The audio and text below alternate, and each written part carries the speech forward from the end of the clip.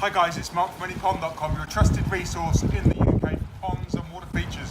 Today you can't see this pond because it's covered in snow and ice. The biggest killer of fish this time of the year, believe it or not, is lack of oxygen, and that's down to a lid on top of the pond.